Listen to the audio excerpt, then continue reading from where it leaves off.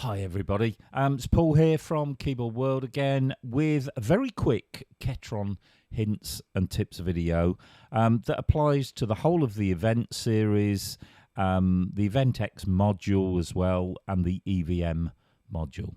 And this little video has come about having received just a few emails from our Ketron customers asking how do I store Aftertouch and Harmony as part of a user voice and then obviously part of a registration or a performance setup. Well, let me show you the trap that most people are falling into, and then we'll show you the very simple solution to how it's done. So I've just chosen here one of the saxophones, just called blowed sax. Now, if I want to get into the mechanics of that sound, if for want of a better term, just do the long press on the sound name and up comes your 7 pages all about that sound. So I can see we've got blowed sax. I can also see we've got another sound there, contralto soft.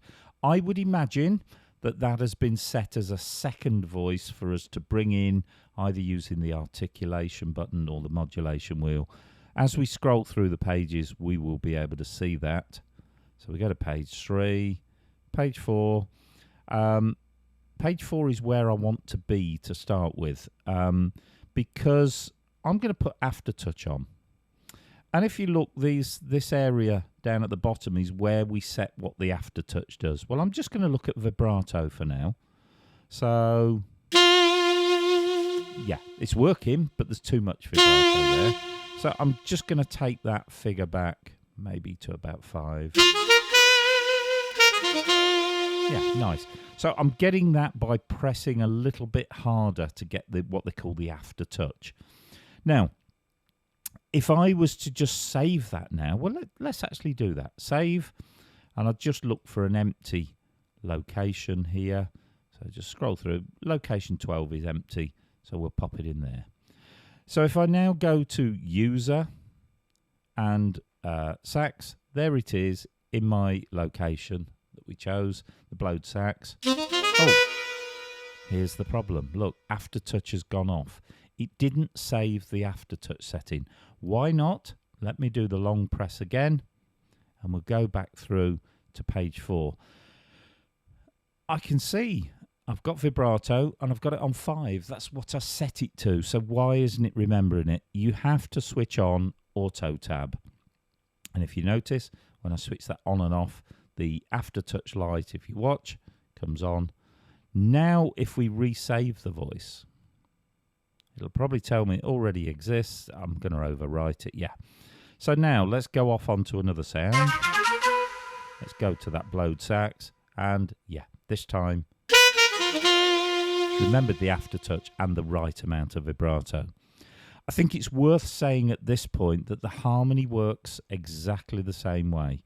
So let's go back in here and we'll start to scroll through. And on the next page, I can see harmony here. So at this point, by the way, when you're in that menu, funny enough, you can't switch the harmony on. So that is correct. So what we need to do now, look, there it is again, AutoTab, and now it comes on. Now we can actually save that setting again. Well, let's do it. Save, overwrite, yes. Let's go to something else. Now let's go to that blowed sax. Now I've got both harmony and Aftertouch. So it's that AutoTab option that you need to save. Just before we leave the video, I did mention this other sound, and I said I would imagine it's been set as a second voice. And actually, if you go on to page 5, where we were just doing the harmony, you can actually see, yes, that's a second voice, and it's assigned to the articulation button. So basically, if I switch the articulation button on, that will bring that second layered sound in with it. So AutoTab is what you need to look for on Aftertouch and Harmony. I hope that's cleared that up, and I look forward to seeing you on the next little Ketron video.